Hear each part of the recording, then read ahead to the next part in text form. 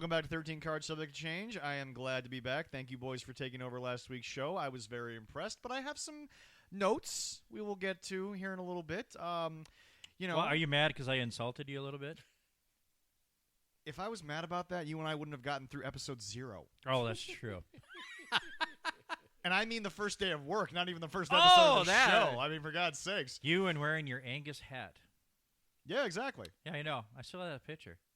And there's a picture of you wearing a elf costume somewhere, or a dwarf, or whatever. That was a gnome costume. That was a gnome costume. All right, we don't want to insult our short My creatures. district leaders, food leader, and the district leader you have right now took pictures of it. We all don't want to be like Hornswoggle and hate on Peter Dinklage, although I do agree with Hornswoggle on that. I was going to say, I think he had a point. He had a point, yeah. But anyway, that's nor here nor there. But no, I would like He to... hated on The Rock a little bit because he thought he was a Make-A-Wish child. Well, yeah. But then they talked about it later. Well, but to be fair, Jesse's been trying to tell people on the show for 5 years. Dwayne hasn't known a goddamn thing about what's going on in the world in like 10 years.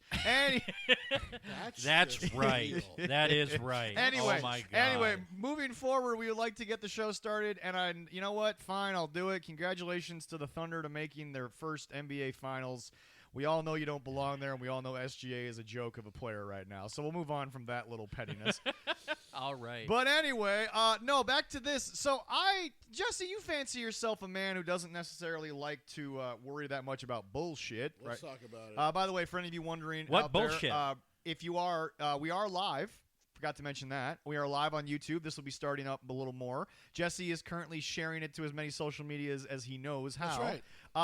And the beginning of it on Patreon, it will be on Patreon. Yep, exactly. But anyway, it's kind of behind the scenes of us trying to get this thing going. But anyway, so it won't happen next Jesse, time. you like to fancy yourself a man who doesn't really talk about bullshit. That's right. But I listened to your review of Anarchy in the Arena, and I have some nits to pick with you here, sure. I called this last week, didn't I, Leroy? Yes, you did. I know you did. I don't really care because, Jesse, I need to be very clear. You were very much truthful when you said the phrase, the bar was not high.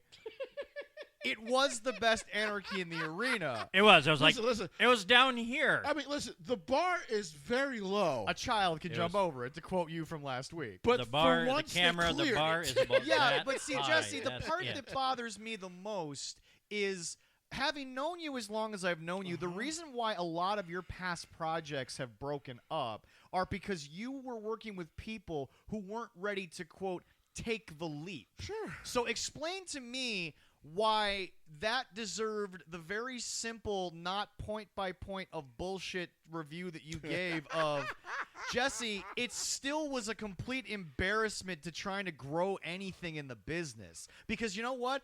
For the first time, I actually 100% agree with this statement that I've always said Jim Cornette went too far with. And Jesse, this was the prime example. This Anarchy in the Arena, even above the other ones, proved one thing.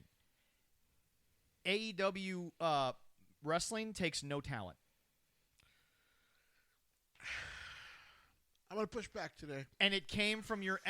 okay, you can, but let me finish. Okay, go ahead. But the problem that I have is not that they did it, because WWE does shit like this too. I'm not here to pretend that they don't. And we love GCW, CZW, all these places. But, Jesse, the problem that you have tried to come on this show and you have tried to defend is that DDT is not main event level Japanese wrestling. Well, and GCW doesn't do all of their hardcore garbage stuff in the main event if they have a big talent. Why is it okay that AEW got away with basically their main event was doing this? To be fair, this was not the main event. No. I understand that. But we need to stop with this, neckbeard crap of the sickos with it didn't end the show. I don't care. Jesse, is Kenny Omega not technically a main event star? Is Swerve Strickland not one of the few guys